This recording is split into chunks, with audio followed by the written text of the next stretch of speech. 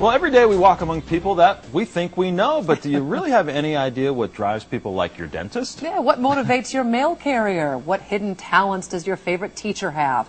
Well, our Robin Nance uncovered a local police officer with a passion that's a bit unconventional. Here's her special report, Crime Writer or Crime Fighter. Kopriva shut off his headlights out of habit as he swung into the Circle K at Market and Euclid. As he pulled up to the front of the store, just to the north of the doors, his mind did a double take. A short, slender white male with long black hair was holding a gun on the clerk inside. The streets you drive every day uneventfully are the same stomping grounds for fictional characters fighting off bad guys, drug dealers, kidnappers, murderers. In this book, it's Spokane. In these, a fictional Lilac City. Spokane and the fictional Spokane River City, I think, make a great setting because they're big. It's big enough to have some of the problems that bigger cities have, and certainly if you fictionalize it a bit and extend it a bit, it can have even bigger problems.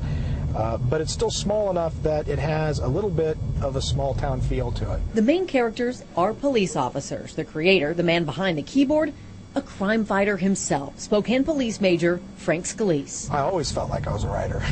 Avid readers of crime fiction may not recognize the name Frank Scalise, but would know Frank Zafiro, his pen name. He tells tales with intrigue and mystery, with his brothers in blue at the heart of every story. I hope that with some of the characters in River City that it shows how those officers are real breathing people with struggles and with failures and with strengths and real heroism. And that heroism, he's seen it firsthand, lived it. He's been a police officer nearly 20 years and a writer most of his life.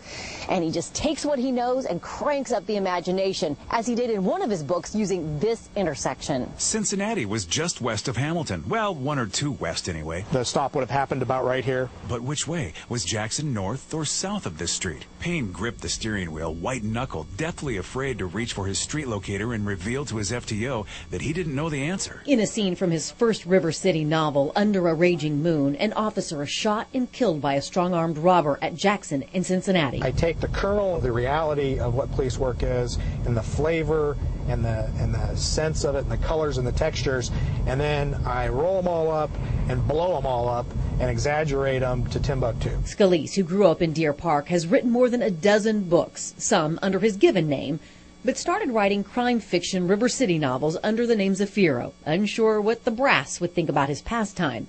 But it hasn't been an issue. Now, with his co-workers, that's another thing. The guy the other weekend, was calling me the Book of the Month Club, and that's, it's pretty funny, actually. Friends and co-workers wonder if they'll end up as characters in the books. Every other character really is just drawn from composites or characteristics or just out of thin air, I guess. However, only some of the names have been changed to protect the innocents. The Thomas Chisholm character. Thomas Chisholm is a veteran officer, a warrior, the one who the other officers look to for leadership. That character was based on real-life retired officer Tom Chapman. He, of course, asked permission. I was afraid he'd tell me no.